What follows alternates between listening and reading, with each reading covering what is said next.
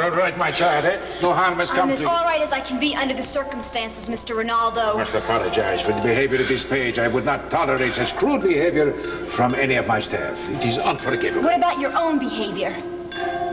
Please, sit down and we will talk. I will explain certain things to you. Look, I only know what's important to me. That I am being held here prisoner because I am a threat to you and your gang. Now, this is the second time I have been a victim of kidnapping, and I don't mind telling you I'm getting a little sick and tired of it. God, my dear child. You know, I have a daughter almost the same age as you. I love her with all my heart. Someday I hope she have the same spirit as you. No, my child. You have not been kidnapped, just detained for a few hours. Please, hear me out. A long time ago, perhaps, in these surroundings, I should say once upon a time, eh? Alora, they were two young men, friends. They were closer than brothers. They come from a poor country. People have no work, sometimes no food. These two men fought hard to give the people food, clothing, shelter. They built roads, schools, libraries. You saw the method sometimes is questionable, but they achieved great improvements for the people. You sound like every other tyrant, Mr. Renaldo. Child, I am no tyrant in this sense. I simply want you to know I love my country so much, and our president, that I would do something so repugnant to me as detain you in this place. There is a great deal at stake, child. Please try to understand. I understand that there is a great deal at stake for you and for Chad's father and for other people like you in Eden. But what happens to people like Viva and Pietro? And Pietro's father and his brothers, what's left for them? Nothing. Because they're dead. And people like you have killed them.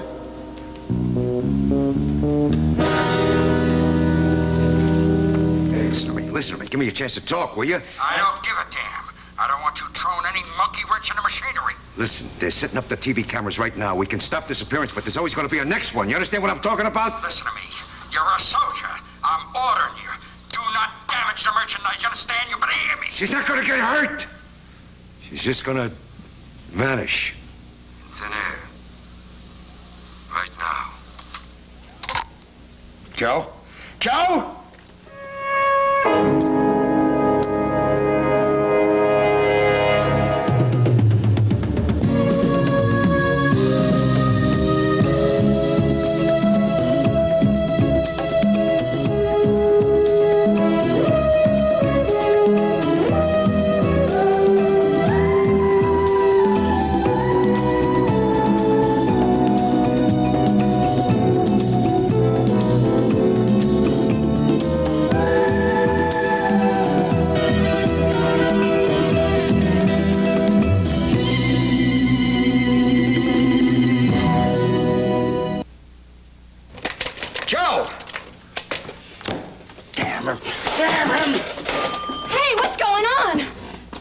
Something sure made you mad.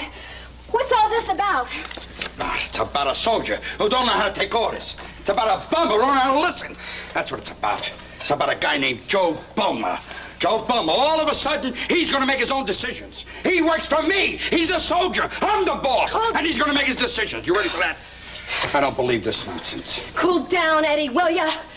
You got enough steam up to blow a gasket. I'd like to blow a hole right in his head. I'd like to ventilate his brain. That's what I'd like to do. What I need is a drink. Give me a drink. Give me a double. All right, I'll get it for you. Eddie, just sit down for a minute and take it easy, okay? My blood pressure's going crazy here. How's my color? Am I pale? You're gray. Is my hair getting gray, too? One or two. A thing like this could give you a gray hair. Do you know that? Sure it could. What happened to the good old days? Things were so nice and simple. What happened in those days? I can't believe it. A stick-up was a stick-up. Your money or your life. There were bank robberies. There was Willie Sutton. There was gambling. There was great things going on in them days. What happened? What happened? We had casinos. We had everything. Now we got Joe Boma. He walks around with a gun. Bang, bang, you're dead. Bang, bang, you're dead. He kills who he wants. The problem is he doesn't listen. He don't know how to take orders. You understand what I'm saying? You don't know how to take orders, that bum. I need a drink. That's what I need. Look at my hands. My hands are shaking here. Well, I gotta call this guy. I don't know what to call this guy. You know, it makes you give up your faith in human nature. You understand what I'm saying? It must be very depressing. It is depressing. Of course it's depressing. But I can't think about it. Can't think about the past. I gotta stay with the future. Look, stay with the present. Can I do anything to help? Yeah, I'll tell you what you can do. Okay. You know what you can do? Go inside. Take Joe Bummer's name off the payroll. I'm gonna put as many miles as I can between me and that punk. You understand what I'm saying? Go do it. Sounds really serious, Eddie. What was it that Joe told you on the phone, anyway? I'd rather not talk about it. Let's not talk about it. Just go.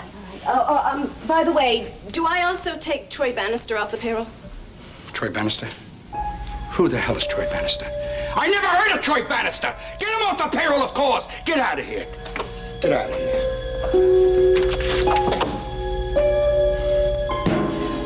Take the advice of an old friend, Troy. I am past the advice stage, Skipper. I mean, a cop is dead, and they'll say I shot him on purpose. That means I'm in as deep as I can, because ain't nobody gonna believe it was no accident. I'm gonna say this. Man, there ain't no time to argue. Now, that cop out there is making a phone call right now.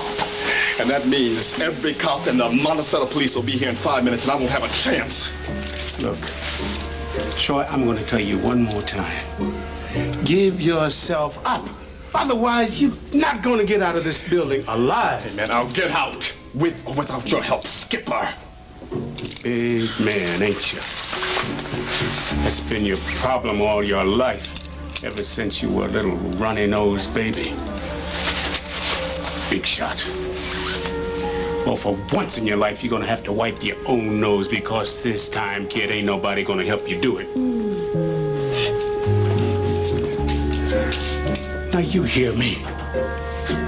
You go out there and you tell that fella Tyler exactly the way it happened.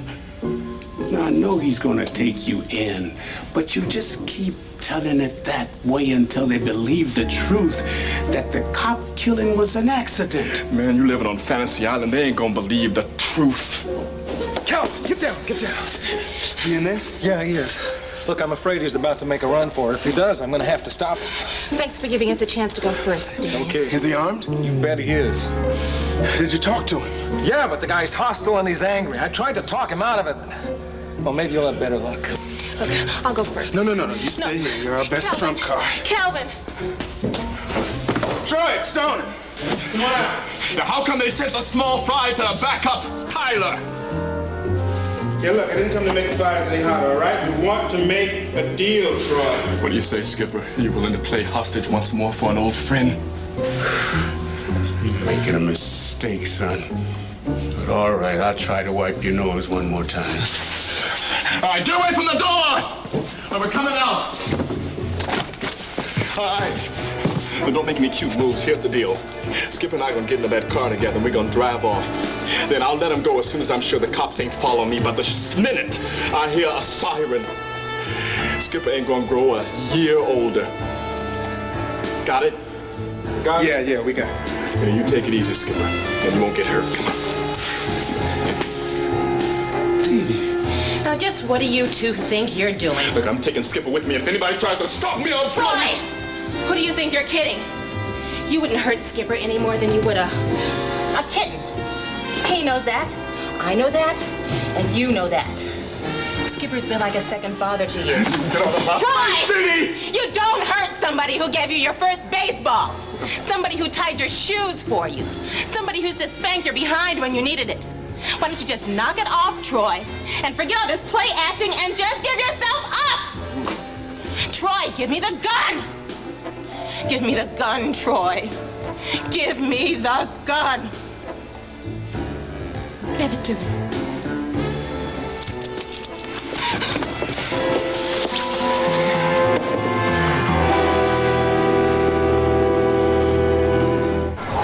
Well, I don't think she's out here. There's so many people, I might have missed her. What should we do? Should we go home to see if she's really there, or stay here and find out if she's being held against her will? End all speculation. Just call the police. Oh, I don't think we should do that until we find out for sure, either way. All right, then we just wait. We give her enough time to get home, then we call home. If she's not there, then we demand an answer from the officials here. Okay. So what should we do in the meantime? Meantime, we just sit and wait and watch the next jousting. Thank goodness, I have been looking for you for hours. hours. See, what's the matter with you? You look like you've seen a ghost. It's worse, it's Cliff. He's disappeared. He's disappeared. What happened? I don't know what happened. All I know is that we were in the basement looking for dungeons because we thought that's where Jody might be. Did you find Jody? No. All I know is that we were looking for some secret passage, and I was on one side of the corridor and Cliff was on the other. I turned around and he just wasn't there. What do you mean he wasn't there? Well, I turned around and he was gone. Well, maybe he found the secret passageway. I don't know, Nicole. I yelled for him. I screamed myself hoarse, and he never answered me. All I could do was run for help. Oh, well, of course, Mitzi. We gotta find him. I mean, he could have fallen into a bottomless pit or something. Cliff has absolutely no sense of direction. Don't worry, Mitzi. We will find him, won't we, Miles? Yeah, darn right we will. It makes two of our party missing. Joseph, come here. Watching this jousting here, eh? Yeah. Listen, I'm busy. I gotta take care of something.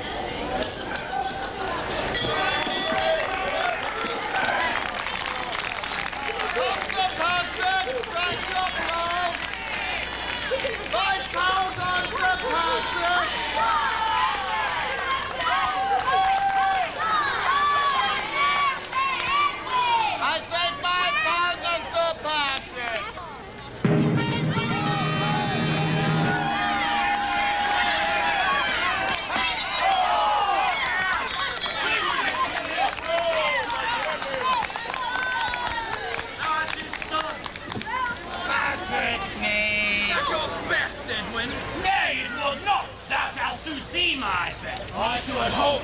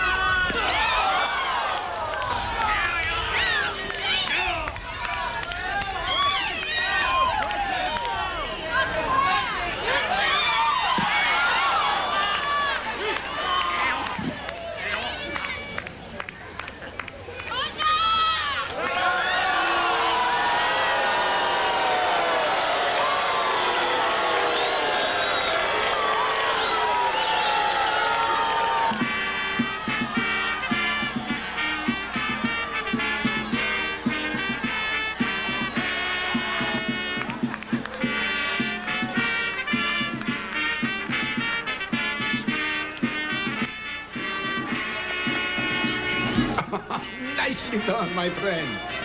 Oh, if only we could all remain like this. Crystallized in time.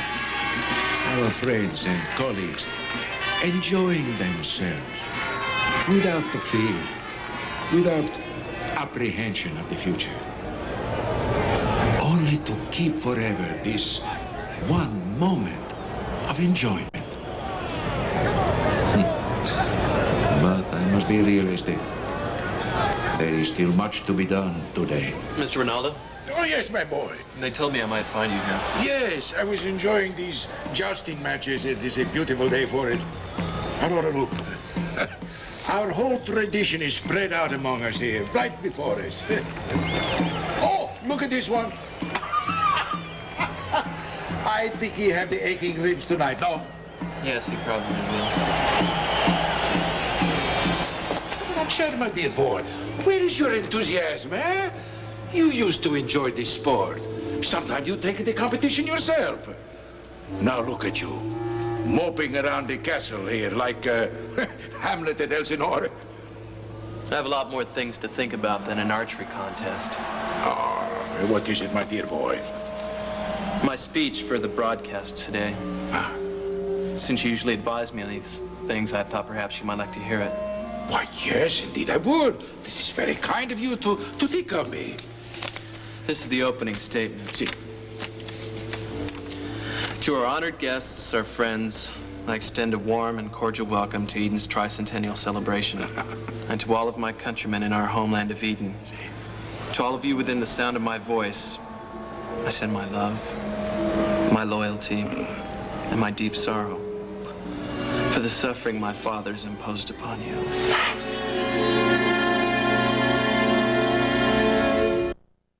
Comment, Mr. Renaldo? Yeah. Something about the speech that surprises you? This is what I am, speechless. Surely you cannot be serious. I'm deeply serious. Well, this is madness. Have you taken leave of your senses? Good heavens, what has come over you, boy? I'm going to say today what I should have said a long time ago, and neither you nor anyone else can stop me. Chad, you cannot do such a terrible thing to your father. You could never overcome an act of betrayal like this. You are Eric's son. You've known him since you were a boy. You, more than anyone else, know he's not the man he used to be. Maybe he's had too many victories and too many defeats, too many compromises and failures. He put Eden up for sale. And now it's time for the people to buy it back. My son, all of this may be true, but he is still your father, my friend, and Eden is still your country. And that's why I'm going to do what I have to do. I'm going to be even more frank with you. I need Jody Travis to make things come full circle. I want to know if she's all right, and if you coerced her into writing that goodbye note to her sister. It's my guess that you forced her to write it because you knew what she was going to do today. You knew about this relationship she has with this Marie Bonaventure. You knew how she was going to reach the people today? Lord, you planned it. Yes, I did. All the cards are on the table now, so we can speak freely. I think you've hidden Jody because you were afraid of what she was going to do here. Now, where is she? I see.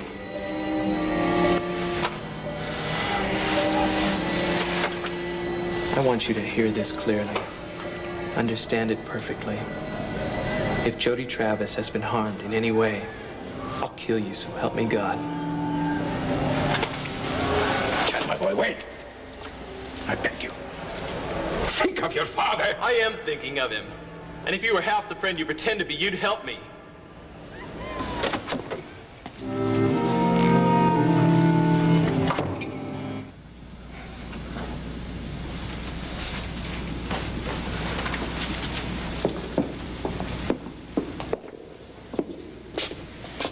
Miss Travis.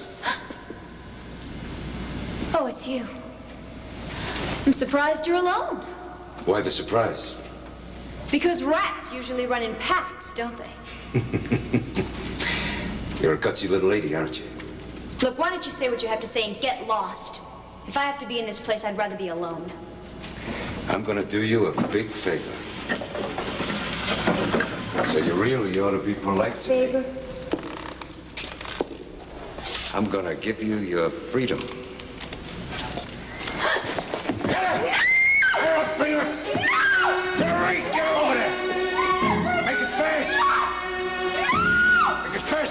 What are you? Get away from there now. Now's your time.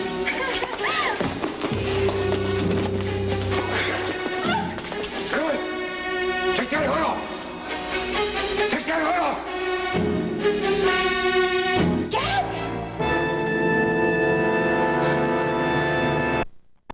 Mrs. Goodman. Jody hasn't shown up yet. She may have been delayed on the road. That settles it, Miles. She's here. I know she is. Custom, where'd you get it? I borrowed it, Joseph. It's a shame you're gonna have to have blood on it. You won't use that gun. A lot of people up there know what's going on down here. And if you're smart,